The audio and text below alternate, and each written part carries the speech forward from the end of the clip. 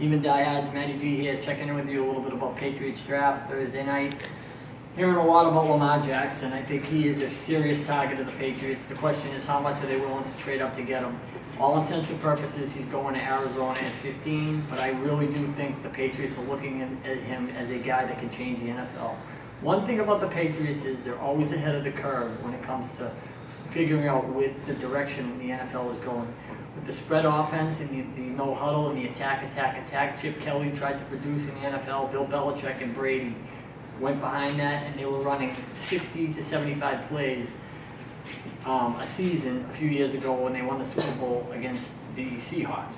And they also did the same thing in the Super Bowl by continuing to keep the offense on the field and coming back in Atlanta by the defense making plays and punishing that Atlanta defense. So by the time overtime came, they had nothing left, and the Patriots went down, and James White scored a touchdown.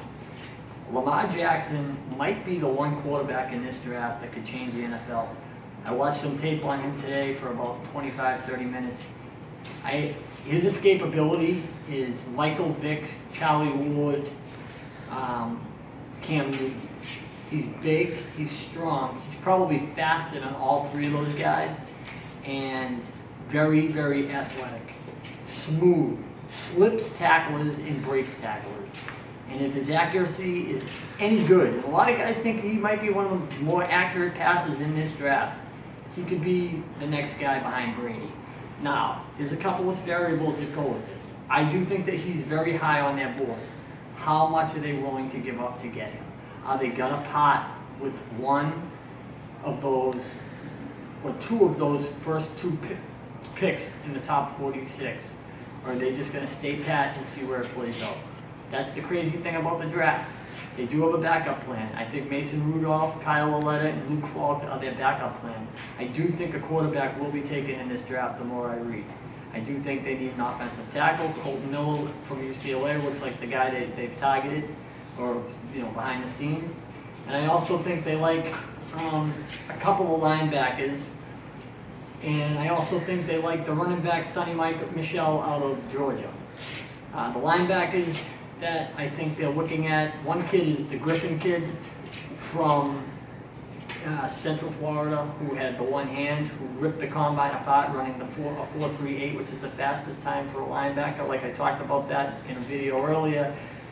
That type of speed can't be overlooked. How Mel Kiper has him in the third round because he has one limb is insane.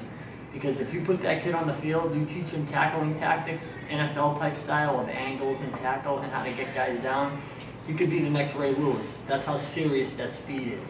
That is side-to-side vertical speed that is bar none. There aren't guys that run that fast. That's a running back playing linebacker that can hit you going 100 miles an hour. Kyle Aletta is a guy still on their radar. I think that stuff does play, and they backed off it a lot. I just don't know if they're willing to jump in the second round to get him. And if they wait till the third or the fourth, they might not be able to make their move there. I also think that they will get some type of a running back, which Sonny Michel would look like a decent pick at 46 if he's available, because he looks like a breakaway back and a guy that could really help them.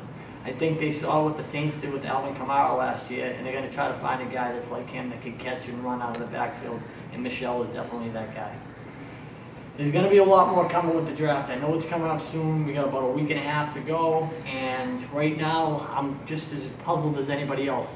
One quick note, James Harrison did announce his retirement. He will not be coming back next season. He's retired. He feels like he wants to spend time with his family. He could come back, but that might be something that he does during season, and the Patriots might be his first phone call.